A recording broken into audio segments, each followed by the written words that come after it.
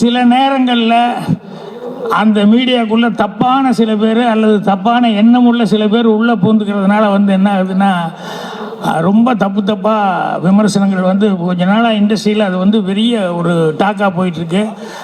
ஓப்பனாக சொல்லணும் அப்படின்னு சொன்னால் இந்த கங்குவா படத்தப்போ ரொம்ப ரொம்ப எனக்கு கஷ்டமாக இருந்தது. என்னென்னா அந்த படம் வந்தோடனே 2 நாள் 3 நாளைக்குள்ளே ஒரு நாள் 2 நாள் வரைக்கும் கண்டினியூஸாக தப்பாக ஏதோ சொல்லிக்கிட்டே இருந்தாங்க. அந்த அளவுக்கா அப்படின்னு சொல்லிட்டு நான் உடனே அந்த படத்தை பார்க்கணும் அப்படிங்கிற அளவுக்கு இது பண்ணும்போது எனக்கு உண்மையிலேயே அதுக்கு எவ்வளோ உழைச்சிருக்காங்க, எத்தனை வருஷம் கஷ்டப்பட்டுருக்காங்க. ஏன்னா யாருமே தப்பான விஷயத்துக்கு யாருமே கஷ்டப்பட மாட்டாங்க. ஜனங்கக்கிட்ட போகும்போது ஒரு படம் சில நேரங்களில் கொஞ்சம் இப்படி அப்படி நல்லா இருக்குது, நல்லா இல்லை, சுமாராக இருக்குது அப்படின்னு சொல்லி பேர் வர்றதுங்கிறது ஓகே.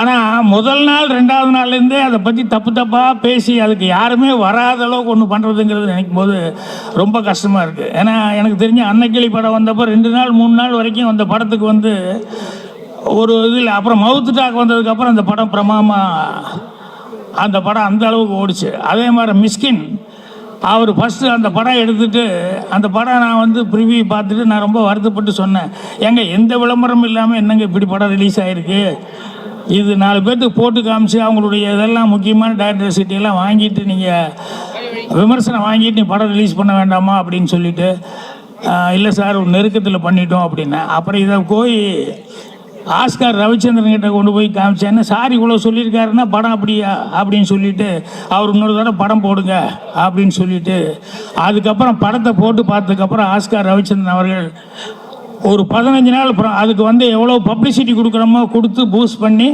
ரீரிலீஸ் அந்த படத்தை பண்ணார். இன்றைக்கி மிஸ்கின்னு ஒரு டைரக்டர் நமக்கு இருக்கார், நல்ல டைரக்டர்னு பேர் வாங்கியிருக்காருன்னு சொன்னோம்னா அது அந்த மாதிரி ரீரிலீஸ் பண்ணது.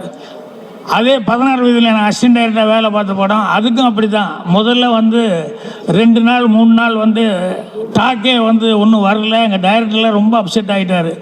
நான் ரொம்ப கான்ஃபிடண்ட்டாக இருந்தேன். ஒரு தேட்டருக்காரர் என்னையா படம் எடுத்திருக்கேன் அப்படின்னு சொல்லி எங்கள் டைரக்டர் அம்மன் கிரியேஷன் ஆஃபீஸ்லேயே பேசி அப்புறம் 2 நாள் 3 நாள் பப்ளிசிட்டி வந்ததுக்கப்புறம் பார்த்தீங்கன்னு சொன்னால் அதுக்கப்புறம் அந்த 16 வயதில் அதில் வேலை பார்த்த எல்லாத்துக்குமே மிகப்பெரிய பேர் இன்றைக்கி வரைக்கும் ஸ்டாண்ட் பண்ணுறதுக்கான ஒரு வாய்ப்புகள் கிடைச்சது.